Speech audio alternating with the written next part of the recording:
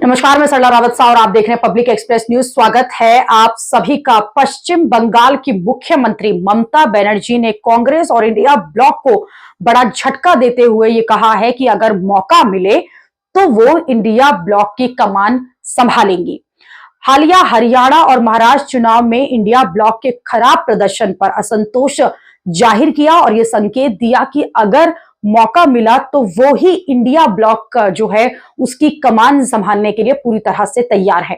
भाजपा को मुकाबला देने के लिए विपक्ष ने ये गठबंधन तैयार किया था जिसमें 2 दर्जन से ज्यादा विपक्षी दल शामिल हुए, एक साथ हुए। और हाल ही में हमने देखा कि टीएमसी सांसद कल्याण बनर्जी ने भी कांग्रेस और गठबंधन के अन्य सहयोगियों से अपने अहंकार को अलग रखने और तो कहा था और ममता बनर्जी को विपक्षी गठबंधन का नेता बनाने की मांग भी कर दी थी। और ठीक अब उसी के कुछ दिनों बाद आप ये देख रहे हैं कि किस तरह से ममता बनर्जी जो विपक्ष का गठबंधन है यानी कि जो इंडिया ब्लॉक है उसको लेकर ये दावा कर रही हैं कि अगर तृणमूल सुप्रीमो को मौका मिलता है तो वो इसकी कमान संभालने के लिए, मोर्चा संभालने के लिए तैयार है। उन्होंने कहा कि इसको शुरुआत जो है वो मैंने ही की थी, तो ऐसे में मोर्चा संभालने के लिए मैं पूरी तरह से तैयार हूं।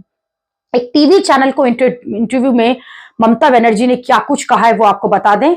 ममता बनर्जी ने कहा कि मैंने इंडिया ब्लॉक जो है उसका गठबंधन किया था, अब मोर्चा का नेतृत्व करने वालों पर इसका प्रबंध करने की जिम्मेदारी है। अगर वो इसे नहीं चला सकते तो मैं क्या कर सकती हूं। मैं सिर्फ इतना ही कहूंगी, सभी को साथ लेकर चलना होगा। ममता ने इस बात पर जोर दिया कि वो बंगाल से बाहर नहीं जाना चाहती, लेकिन अगर जरूरत पड़ी तो वो गठबंधन का संचालन वहीं से कर सकती हैं। इससे पहले तृणमूल कांग्रेस के सांसद अभिषेक बैनर्जी ने साफ कहा था कि अडानी के रिश्वत मुद्दे पर संसद को ठप जो किया जा रहा है उसमें कांग्रेस पार्टी का साथ वो नहीं देंगे, यानी कि टीएमसी उसमें साथ नहीं देगी और टीएमसी उससे खुद को अलग रखती है। उन्होंने साफ कहा था कि सदन में तृणमूल का रुख बिल्कुल स्पष्ट है, हम पहले बंगाल के लोगों के मुद्दों को प्राथमिकता देंगे, उन मुद्दों के साथ खड़े होंगे, लेकिन कांग्रेस के साथ नहीं खड़े होने जा रहे हैं।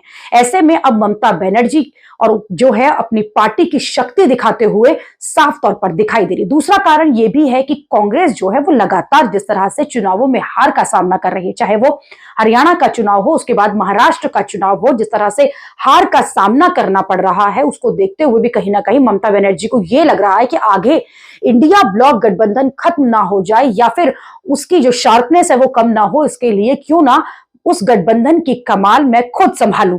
और इसी के संकेत साफ तौर पर उन्होंने दे भी दिए हैं। अभी के लिए इतना ही। अगली खबर में आपसे फिर होगी मुलाकात। देश और दुनिया की खबरों के लिए आप देखते रहिए, आप जुड़े रहिए पब्लिक एक्सप्रेस न्यूज के साथ। धन्यवाद।